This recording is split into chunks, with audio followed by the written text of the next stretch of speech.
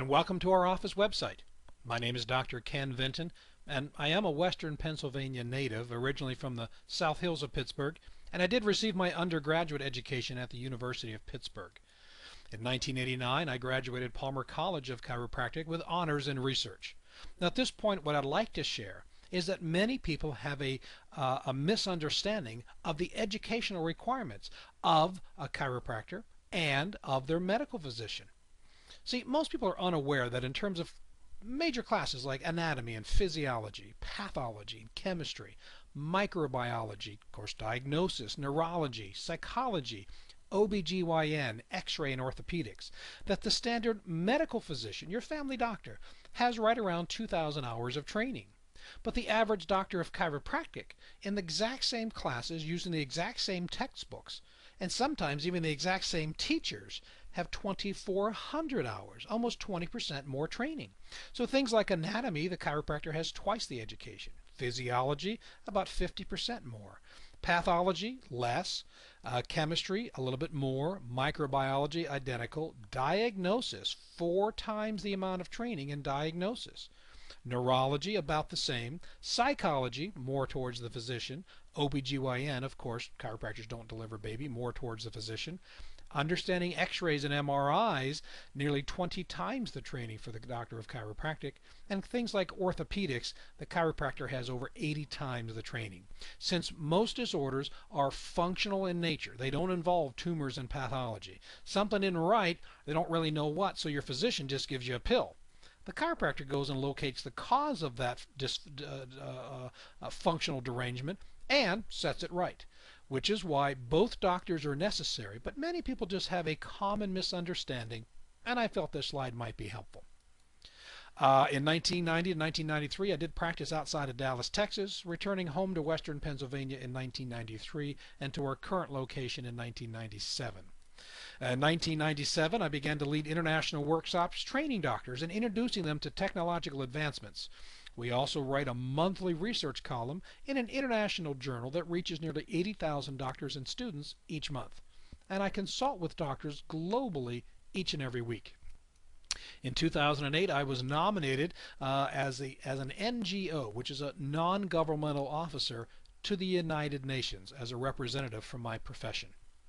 That's a little bit about who I am. Now, what is it that we do and what makes us unique? And why do we have an international clientele? And the reason is because many people mistakenly assume that people get sick because of bad genes. And in fact, the latest science says that's just not so. What the latest science called epigenetics tells us is that genes are nothing more than a storehouse that are turned on or turned off by what's called the inter or extracellular activities. Basically, the environment in and around the cell, which is directly related to our lifestyle. So the experts now say that between 10 and no more than 20% of what happens to us is based on our genes. The remaining 80 to 90% is based on our lifestyle. Some people think, well, I'm sick because of bad germs. Now look, at least in my high school, we swabbed the water fountain and the payphone in the hallway and doorknobs and faucets in the restroom and car doors, and there's germs everywhere. And in fact, Louis Pasteur, the developer of the germ theory of disease, said before he died, I was wrong. It is not the germ. Germs constantly hover, waiting for fertile soil. And what that means is there's 2 sides to this equation. Sure, germs can be agents of disease, but the second half is they can only take hold if your resistance is low. So we do have control over improving the resistance of our nervous and our immune system that we may not always exercise, but we have control over that, and there are things that can be fixed on that end of the equation. And the third category is what's just bad luck. Bad genes, bad germs, bad luck. I'm just a victim in life. Not much I can do. Well, in fact, science tells us there's 4 basic things that we have to be alive. Of course, the first would be proper whole food nutrition. Right?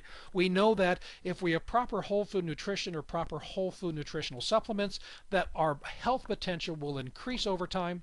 We know that if we eat processed, fragmented, dead food, that our health potential can decrease over time. Clogging of our arteries, cancers, arthritis, things like that, gout. So we know there's a quantitative and a qualitative. So quantity-wise, if we had no food, we know that in about 30 to 40 days we would die. We know that if we had less than optimal food, we know that over 5, 10, 15 years, maybe a little longer, that it would start to clog our arteries, that it could give us other health problems like high cholesterols and triglycerides and whatnot. So we know the quality and quantity plays a part with our food. And we all know what the proper choices are, whether we exercise those or not. The second essential would be fresh, wholesome water, right? The cleanest water that we're currently aware of, other than a mountain stream that's been untouched by man, would be reverse osmosis water. But we know, the same as with the whole food nutrition, that there's a qualitative and a quantitative issue. If you have no water, in about a week to 2 weeks, you'll die. We know that if you polluted water or you drink Mountain Dew every day or what have you, we know that your chance of having health problems will be greater in the future than if you had wholesome water. So there's both quality and a quantitative issue. Same is true of oxygen, fresh air, and that also includes oxygenating our cells with exercise. I like the quote at the bottom: what fits your busy schedule better, exercising an hour a day or being dead 24 hours a day? See, there's a qualitative and a quantitative issue. If we lived in a major city like Los Angeles, where you could actually see the air, it affects asthmatics, right? It affects people's health potentials and their susceptibility to other issues. We know that if you had no oxygen, that in a matter of a few minutes you die. So there's qualitative and quantitative, and the more fresh air and the more we can oxygenate our cells, the better we'll be. Those three essentials are basically our lifestyle. We get to make choices in those, and it's not the genes that we can blame, and it's not the germs we can blame. And if you want to blame it on luck, you can, but it really comes down to the choices that we make every day. But there's a fourth essential, and that fourth essential is more important, I feel, than the other three combined. And that fourth essential is called mental impulse. And that's the impulse that's generated in the brain and flows down over the spinal cord and feeds every cell, tissue, and organ in your body. See, this part of the brain controls our posture and our balance, and this is our master hormone gland, and this is what regulates most of our body functions, and our breathing and our heart rate originate here, and our memory is stored here, and our emotions are stored here. Your brain and nervous system control every single cell and function in your body, and in fact, what do they use to determine when we've checked out of this body? Well, they look at EEG recordings. Are they flatlined? Well, at that time, you're deceased. So health is really nervous system function over time. And disease is nervous system malfunction over time. Most people address their health only when they're in crisis. So we don't really have a healthcare delivery system. We have a crisis intervention system, because your modern medicine doesn't really do anything about fixing the problem. So if you have high blood pressure, they give you some pills. Well, that doesn't fix why you have high blood pressure. And if you quit taking the pills within 3 days, your blood pressure is right back up again. So the question is, real health care is not only fixing the crisis, whatever it may be, but you have to do so by addressing the underlying problem. And then follow these four essentials. Make sure that we have proper food, water, oxygen, and a nervous system that's free from interference. That, by definition, is health.